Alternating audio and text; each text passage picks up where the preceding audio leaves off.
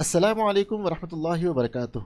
Dear students, आज के इस लेक्चर में मैं आपको बहुत ही एक आसान तरीका बताने जा रहा हूं कि इस क्वेश्चन को कैसे सॉल्व किया जाए अगर ये आपको एग्ज़ाम में आता है।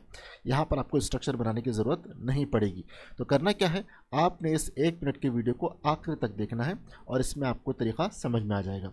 चलिए हम आते हैं महाराष्ट्र बोर्ड 12th केमिस्ट्री का लेसन कोऑर्डिनेशन कंपाउंड और इसमें क्वेश्चन नंबर 3 का 4th क्वेश्चन सॉल्व करने जा रहे हैं। यहाँ पर देखिए, classify following complexes as homoleptic and heteroleptic.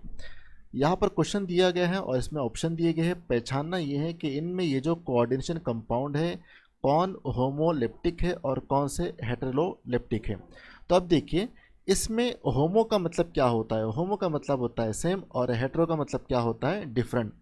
तो जो कोऑर्डिनेशन कंपाउंड होता है उसमें स्क्वायर ब्रैकेट के अंदर जो सेंट्रल मेटल एटम है उसके बाद उसको सेंट्रल मेटल एटम को छोड़कर बाकी के जो भी यहाँ पर मॉलिक्यूल है, एटम है, आयन है, जो लिगेंड है, इस लिगेंड को आपने चेक करना होता है। अगर ये लिगेंड एक ही टाइप के हैं, एक जैसे हैं या एक ही है, तो उसको होमोलेप्टिक कहते हैं।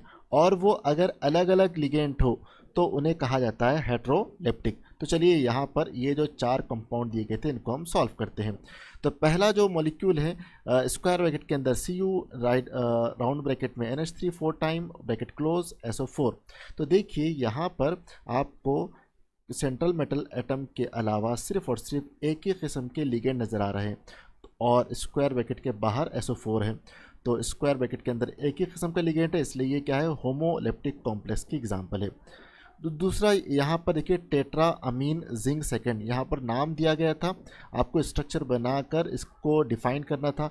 तो ये टेट्रा अमीन जिंक को लिखने का तरीका ये होता है जिंक, उसके बाद राउंड ब्रैकेट में NH3, टेट्रा मतलब 4, टेट्रामीन, और यहाँ पर 2 चार्ज है तो आपने +2 ब्रैकेट के ऊपर लगा दिया।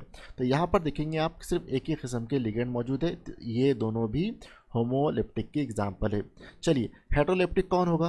तो हेट्रोलेप्टिक के अंदर सेंट्रल मेटल एटम के अलावा जो स्क्वायर ब्रैकेट के अंदर है अलग अलग यहाँ पर मॉलिक्यूल लिगेंड मौजूद होंगे, उनको हम हेटेरोलेप्टिक कॉम्प्लेक्स कहेंगे। तो यहाँ पर कॉपर है, कॉपर के अलावा EN इथीन डायमीन है, वाटर है और Cl है, तीनों भी लिगेंड में काम कर रहे हैं, तीनों भी अलग अलग है, इसलिए हेटेरोलेप्टिक कॉम्प्लेक्स है। उसके बाद Fe, साथ ही साथ उस Fe यहाँ पर मेटल था, सेंट्रल मेटल एटम, और उसको छोड़कर राउंड ब्रैकेट में H2O NCS लिखा हुआ है। यहाँ पर ये 2 अलग अलग लिगेंड है। तो ये 2 अलग अलग लिगेंड होने की वजह से ये दोनों भी कॉम्प्लेक्स क्या कहलाएंगे, हेट्रोलेप्टिक कॉम्प्लेक्स कहलाएंगे। तो बच्चों, आपको ये कॉन्सेप्ट इजीली समझ में आ गया होगा। अब करना ये है कि अगर आपको ये समझ में आया है तो जल्दी से आप एक कमेंट करें, और क्या आप इसके बाद कभी क्वेश्चन का सॉल्यूशन चाहते हैं। अगर चाहते हैं तो आपने कमेंट करना है यस नो, और इसके अलावा भी कोई क्वेश्चन होता है तो आप कमेंट बॉक्स में टाइप करें, इंशाल्लाह आपके वो क्वेश्चन को हम सॉल्व करके आप तक पहुंचा देंगे। तो चलिए अगले वीडियो में हम मुलाकात करेंगे, जब तक के अल्लाह हाफिज़।